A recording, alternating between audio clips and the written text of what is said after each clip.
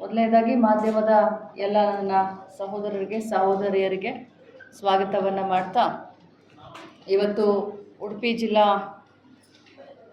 ಆಡಳಿತ ಮತ್ತು ನಾವು ಸ್ಥಳೀಯ ಎಲ್ಲ ನಮ್ಮ ಶಾಸಕರಾಗಿರಲಿ, ವಿಧಾನ ಪರಿಷತ್ ಸದಸ್ಯರಾಗಲಿ, ನಮ್ಮ KDP ಸದಸ್ಯರಾಗಿರಲಿ, ಎಲ್ಲರನ್ನೂ ಸೇರಿಕೊಂಡು ಇವತ್ತು ಇಡೀ ಜಿಲ್ಲೆಗೆ ಸರ್ಕಾರದ ವತಿಯಿಂದ ಬಂದಂಥ ಯೋಜನೆಗಳಾಗಿರ್ಬೋದು, ಸರ್ಕಾರಿ ಕೆಲಸಗಳಾಗಿರ್ಬೋದು, ಕುಲಂಕುಷವಾಗಿ ತ್ರೈಮಾಸಿಕ KDP ಮೀಟಿಂಗ್ನಲ್ಲಿ ಚರ್ಚೆಯನ್ನು ಮಾಡಿದರು.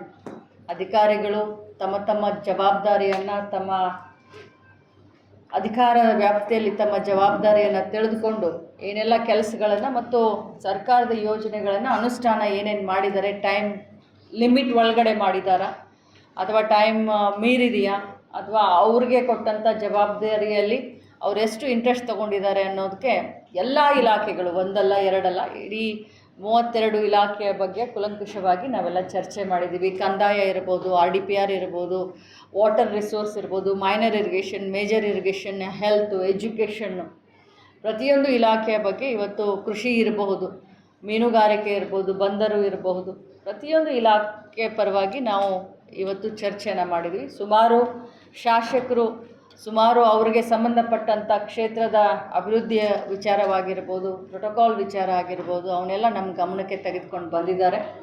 ಅಧಿಕಾರಿಗಳಿಗೆ ಇನ್ಸ್ಟ್ರಕ್ಷನ್ ಕೊಟ್ಟಿದೆ. ಕೆಲವು ಫಾರೆಸ್ಟ್ ಡಿಪಾರ್ಟ್ಮೆಂಟ್ನಲ್ಲಿ ಸ್ವಲ್ಪ ಪ್ರಾಬ್ಲಮ್ಗಳಾಗಿತ್ತು, ಅದನ್ನು ಕೂಡ ಆದಷ್ಟು ಬೇಗ ಶೀಘ್ರದಲ್ಲೇ ಬಗೆಹರಿಸಬೇಕು ಅಂತ ಹೇಳಿದ್ದೀವಿ. ಸ್ಪೆಷಲಿ ರಾಜ್ಯ ಸರ್ಕಾರ ಏನು ಮಳೆಯಿಂದ ಹಾನಿಗೆ ಒಳಪಟ್ಟಂಥ ಅತಿವೃಷ್ಟಿಯಿಂದ ಏನು ಬೆಳೆ ಪರಿಹಾರ ನಿಧಿ ಆಗಿರ್ಬೋದು ಅಥವಾ ಅತಿವೃಷ್ಟಿಯಲ್ಲಿ ರೈತರಿಗೆ ಹಾನಿಯಾಗಿದ್ದಕ್ಕೆ ಕರ್ನಾಟಕ ರಾಜ್ಯ ಸರ್ಕಾರ ಇಡೀ ರಾಜ್ಯಕ್ಕೆ ಸುಮಾರು 8,000 ಕೋಟಿಯ ನಿಧಿಯನ್ನು ಬರೀ ರೈತರಿಗೆ ಕೊಡಲಿಕ್ಕೆ ಇದನ್ನು ಮಾಡಿದೆ. ಸೊ ಅದರ ಬಗ್ಗೆ ಕೂಡ ಉಡುಪಿ ಜಿಲ್ಲೆಯಲ್ಲಿ ಎಷ್ಟು ರೈತರಿಗೆ ಅನಾನುಕೂಲ ಆಗಿದೆ, ಅತಿವೃಷ್ಟಿಯಿಂದ ಅನಾವೃಷ್ಟಿಯಿಂದ ಏನು ತೊಂದರೆ ಆಗಿದೆ, ರೈತರ ಸಂಕಷ್ಟನಲ್ಲಿದ್ದಾರೆ, ಶೀಘ್ರದಲ್ಲಿ ಅವರಿಗೆ ಪರಿಹಾರವನ್ನು, ಬೆಳೆ ಪರಿಹಾರ ಕೊಡಬೇಕು ಅಂತ ಹೇಳಿ ನಾನು ಸೂಚನೆಯನ್ನು ಕೊಟ್ಟಿದ್ದೀನಿ. ಅದರ ಜೊತೆಯಲ್ಲಿ ಅತ್ಯಂತ ಮಹತ್ವದ ನಿರ್ಧಾರ ರಾಜ್ಯ ಸರ್ಕಾರದ್ದು ಉಡುಪಿ ಜಿಲ್ಲೆಗೆ ಸಂಬಂಧಪಟ್ಟ ಹಾಗೆ ಇಡೀ ರಾಜ್ಯಕ್ಕೆ ಸಂಬಂಧಪಡುತ್ತೆ. ಬಟ್ ಅದರ ಲಾಭ ಉಡುಪಿಗೆ ಜಾಸ್ತಿ ಆಗುತ್ತೆ. ಅದು ಏನು ಅಂತಂತಂದರೆ, ನಮ್ಮ ಫಾರೆಸ್ಟ್ ಡಿಪಾರ್ಟ್ಮೆಂಟು ಮತ್ತು ರೆವಿನ್ಯೂ ಡಿಪಾರ್ಟ್ಮೆಂಟ್ ಜಾಯಿಂಟ್ ಆಗಿ, ಫಾರೆಸ್ಟ್ ಆ್ಯಂಡ್ ರೆವಿನ್ಯೂ ಡಿಪಾರ್ಟ್ಮೆಂಟ್ ಆಗಿ ಜಾಯಿಂಟ್ ಆಗಿ ಒಂದು ಸರ್ವೆಯನ್ನು ಇಡೀ ರಾಜ್ಯದಲ್ಲಿ ಮಾಡಲಿಕ್ಕೆ ಹೊರಟಿದೆ.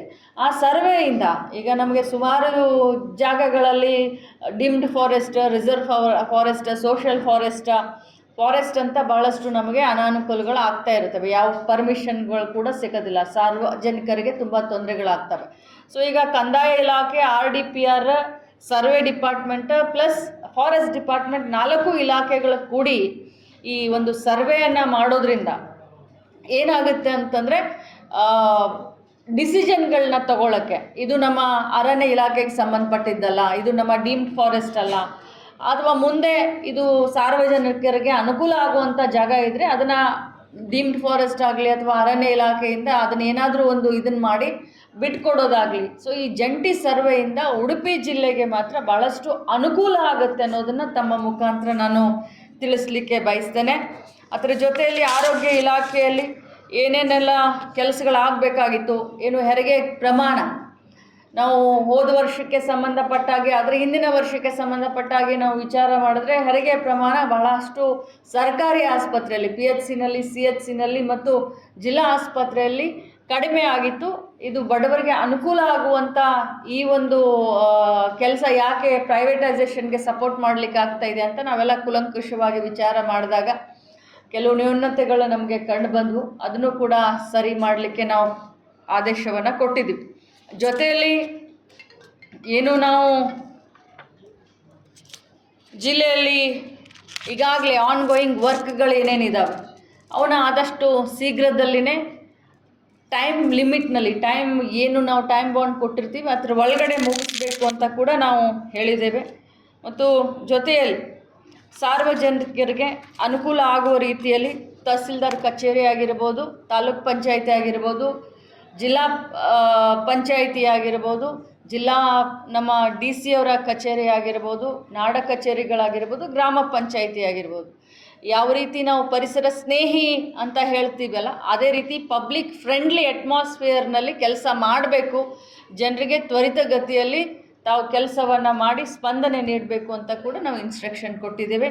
ಸುಮಾರು ವಿಚಾರದ ಬಗ್ಗೆ ಕೂಲಂಕುಷವಾಗಿ ನಾವು ಇವತ್ತು ಬೆಳಕನ್ನು ಚೆಲ್ಲಿದ್ದೇವೆ. ಅದರಲ್ಲೂ ಕೂಡ ಸಮಾಜ ಕಲ್ಯಾಣ ಇಲಾಖೆ ಏನು ಹಾಸ್ಟೆಲ್ಗಳು ಬರ್ತವೆ, ಸೊ ಹಾಸ್ಟೆಲ್ಗಳಲ್ಲಿ ಎಷ್ಟು ವಿದ್ಯಾರ್ಥಿಗಳಿಗೆ ಈ ವರ್ಷ ಅವಕಾಶ ಸಿಕ್ಕಿದೆ, ಎಷ್ಟು ಅಡ್ಮಿಷನ್ ಆಗಿದೆ, ತಾಲೂಕಾ ಮಟ್ಟದಲ್ಲಿ ಎಷ್ಟು, ಜಿಲ್ಲಾ ಮಟ್ಟದಲ್ಲಿ ಎಷ್ಟು, ಮತ್ತು ಅವರ ಫುಡ್ ಮೆನ್ಯೂ ಯಾವ ರೀತಿ ತಯಾರು ಮಾಡ್ತೀರಾ, ಕ್ಲೀನ್ಲಿನೆಸ್ ಎಷ್ಟಿದೆ, ಡಿಸಿಪ್ಲಿನ್ ಯಾವ ರೀತಿ ಇದೆ, ರೆಗ್ಯುಲರ್ ಆಗಿ ಪ್ರತಿ ತಿಂಗಳು ಅವರ ಆರೋಗ್ಯ ತಪಾಸಣೆ ಆಗುತ್ತಾ ಇಲ್ಲ, ಸುಮಾರು ವಿಚಾರಗಳು. ಅದರ ಜೊತೆಯಲ್ಲಿ ಪೊಲೀಸ್ ಇಲಾಖೆ ಏನು ಲಾ ಆ್ಯಂಡ್ ಆರ್ಡರ್ ಸಿಸ್ಟಮ್ ಇದೆ, ಏನಾದರೂ ತೊಂದರೆ ಆಗಿದೆಯಾ, ಸಾರ್ವಜನಿಕರಿಗೆ ಏನಾದರೂ ಅದರಿಂದ ಏನಾದರೂ ತೊಂದರೆ ಆಗಿದೆಯಾ. ಸೊ ಸುಮಾರು ವಿಚಾರಗಳ ಬಗ್ಗೆ ಇವತ್ತು ಚರ್ಚೆ ಮಾಡಿ ಏನೇನು ಡೈರೆಕ್ಷನ್ಗಳನ್ನ ಕೊಡಬೇಕಾಗಿತ್ತು ಕೊಟ್ಟು, ಶಾಸಕರ ಕ್ವಾರೀಸ್ಗಳಿಗೂ ಕೂಡ ಅವರ ಒಂದು ಪ್ರಶ್ನೆಗಳಿಗೆ ಉತ್ತರ ಆಗಿರ್ಬೋದು, ಅವರ ಒಂದು ಕೆಲಸಗಳಿಗೆ ಸ್ಪಂದನೆ ನೀಡುವಂಥ ಕೆಲಸವನ್ನು ನಾವು ಇವತ್ತು ಮಾಡಿ. ಎಸ್ ಮೇಡಮ್, ನೀವು ಇದು ಜನರಲ್ ಆಗಿ ಹೇಳಿದ್ರಿ. ನಮಗೆ